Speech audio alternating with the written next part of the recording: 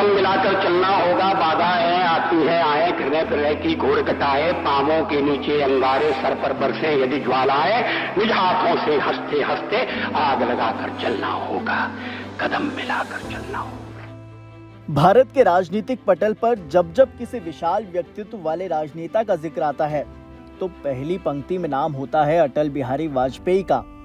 वो हमेशा कहते थे कदम मिलाकर चलना होगा। अटल एक ऐसे नेता थे जिनका सम्मान विपक्ष के नेता तक करते थे। वैसे तो अटल कवि हृदय के बड़े ही संवेदनशील व्यक्ति थे, लेकिन उनके व्यक्तित्व में चट्टान सी कठोरता भी थी। अटल जी नपे तुले और बेबाक बयानों के लिए जाने जाते हैं। वो दौर था जब पाकिस्तान के अमेरिका से काफी अच्छे संबंध थे, दोनों में कई समझौते हुए। तब अटल जी ने पाकिस्तान को साफ साफ न सिर्फ चेतावनी दी थी बल्कि यहाँ तक कह दिया था कि वो होश में आ जाए, नहीं तो इसके दुष्परिणाम भुगतने होंगे। उन्होंने कविता लिखी, चिंगारी का खेल बुरा होता है। एक नहीं दो नहीं करो 20 समझौते जो पाकिस्तान से कहा गया है। एक नहीं दो नहीं करो 20 समझौते, पर स्वतंत्र भारत का मस्तक नहीं झुकेगा। उनके इन्हीं बेबाक बयानों की वजह से उनका सम्मान विपक्ष के नेता तक करते थे। अटल जी के भाषण के मुरीद खुद नेताजी मुलायम सिंह यादव तक थे। एक बार उन्होंने बताया था कि उन्हें गर्व है कि 9 सभाओं में उन्हें साथ साथ बोलने का मौका मिला। अटल जी से मेरे बहुत गहरे व्यक्तिगत संबंध भी थे। वो 7 महीना 8 महीना से ज़्यादा नहीं होता था, खाना पर बुलाते थे।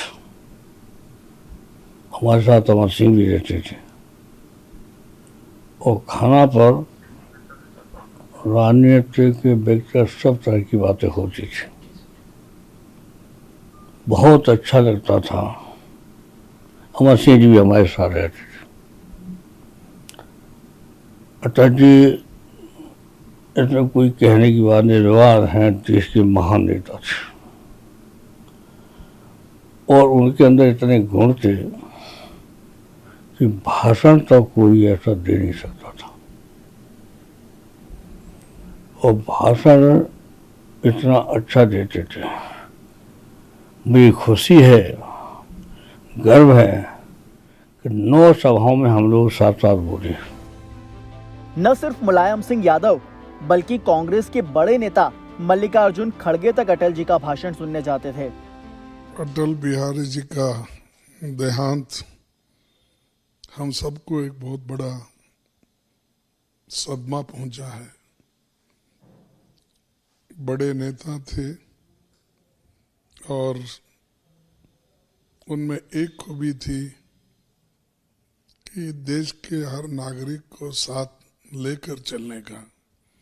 और उनके बारे में पंडित जवाहरलाल नेहरू जी भी ये कहते थे, जब वो पहली बार पार्लियामेंट में चुन के आए थे तो जब विरोधी पक्ष के नेताओं के रो में बैठे थे, तब जवाहरलाल नेहरू जी ने उनको उनके भाषण सुनने के बाद उनको कहा, एक दिन ये आदमी इस देश का प्रधानमंत्री बनेगा।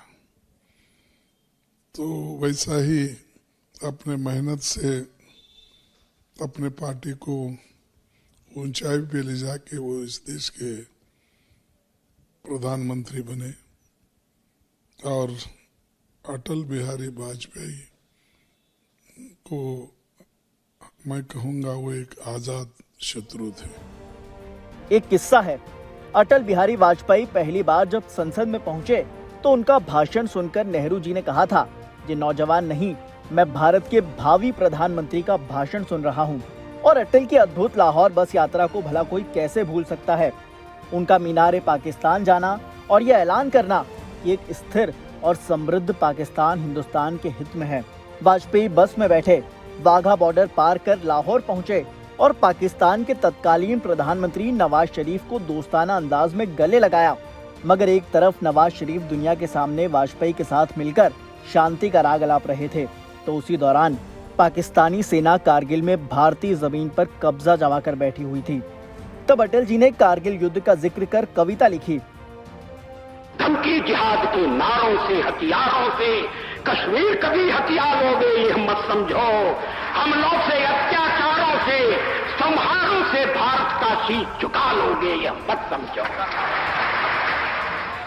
जब अटल जी का निधन हुआ तो पाकिस्तान के तत्कालीन कानून मंत्री अली जफर भी पूरे पाकिस्तान की तरफ से उन्हें श्रद्धांजलि देने आए थे। We are here to share your grief, express our condolences on behalf of the people of Pakistan and the government of Pakistan. So I'm running a bit late, but I'll. वाकई अटल जी के बाद राजनीति में सब सुना हो गया। खुद बीजेपी के बड़े नेता भी ये बात स्वीकार करते हैं। वो थे तो हम लोगों को ऐसा लगता था एक प्रेरणा है, एक सहारा है। उनके जाने से सब कुछ सूना हो गया। साल 1996 में वो पल आया जब अटल बिहारी वाजपेयी प्रधानमंत्री बने। कार्यकाल बस 13 दिन ही चल सका, मगर सरकार छोड़ते हुए अटल जी का वो भाषण इतिहास के पन्नों में सदा के लिए दर्ज हो गया। देश आज संकटों से घिरा है और ये संकट हमने पैदा नहीं किए। जब जब कभी आवश्यकता पड़ी, संकटों के निराकरण में हमने उस समय की सरकार की मदद की है। उस समय के प्रधानमंत्री नरसिंह राव जी ने भारत का पक्ष रखने के लिए मुझे विरोधी दल के नेता के नाते जेनेवा भेजा था।